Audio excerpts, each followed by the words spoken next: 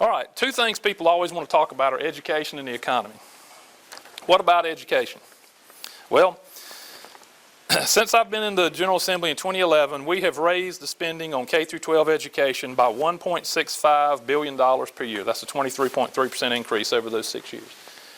I'm not Dale Falwell. He loves to have little bells and whistles and stuff with him, but I do have one graphic that I want you to see. This is the actual numbers on K through 12 education spending, because you'll hear a lot of misinformation on TV commercials right now. You'll hear all kinds of weird things about how Governor McCrory has put the least amount of money in education. I don't know, a lot of stuff that you never hear the numbers for because they don't jive. But anyway, this is not, I'm an investment guy, but this is not a history of the Dow Jones Industrial Average or bond returns over the last 100 years or anything like that. This is actually how much money was spent on K through 12 education in North Carolina from 2008 to 2016. It's blue and red for one simple reason. One party was in charge these 3 years, and another party's been in charge these 6 years. And education funding was cut rather drastically for 2 years in the blue years. Now, I want you to remember, not only was it cut from $7.8 billion to just over $7, but these 2 years right here where it went down were the same 2 years that we were getting $2.5 billion a year from the federal government, supposedly for education, or a lot of it was. Now, I don't know whether they spent that money for education or not, but if they did, what does that tell you?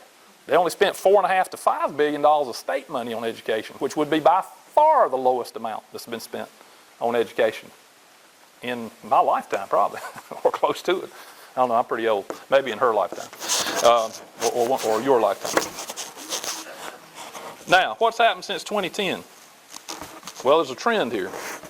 We've spent more each year, and that's just the facts. We've raised education spending from $7 billion to $8.7 billion is what it'll be for 2016 for the current fiscal year that we're in, and that's with no stimulus from the government or from the federal government or anything like that. That's just money that we budget out of North Carolina. So anytime somebody says, why are Republicans cutting education spending? You can probably find this on my website, nchouse25.com. But they have about 300 or 400 articles on it, so you may have to scroll down the right side a while before you find the right one. Teacher pay. We hear a lot about teacher pay. Well, in the 2016 budget, we provided teachers with a 4.7% average pay increase after giving them the largest raise in the nation in 2015. Now, who says we gave teachers the largest raise in the nation? Believe it or not, the NEA, the National Education Association, who gives all their political contributions to Democratic candidates.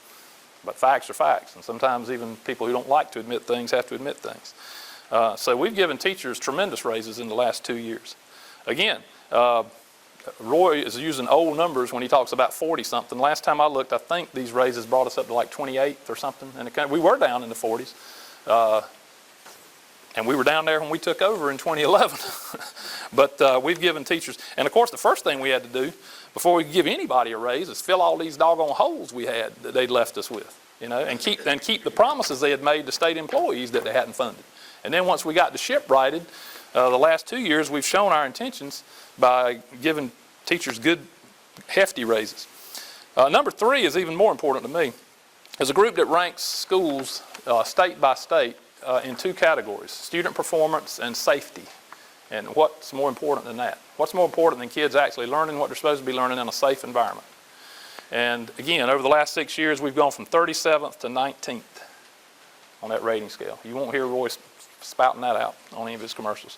37th to 19th. So in other words, only half as many states are ahead of us as were just 6 years ago. It used to be 36 states ahead of us, now it's only 18. That's a good trajectory that we're heading on there. And number 4, this is something you won't hear the other side talk about either. North Carolina, as a state government, spends the 7th most money per student of any state in the country. Well, I thought you were 40-something. No, we're 7th. Now, education is funded by 3 sources: federal government, state, and local. And I've said, Robbie's anticipating this one. If you want to fund education the way the top the people that spend the most money on it. They may not be ahead of us on this performance ranking, but if you want to be at the top of the money spending, like New Jersey and Connecticut and Massachusetts and some of those states are, there's a real simple solution to that.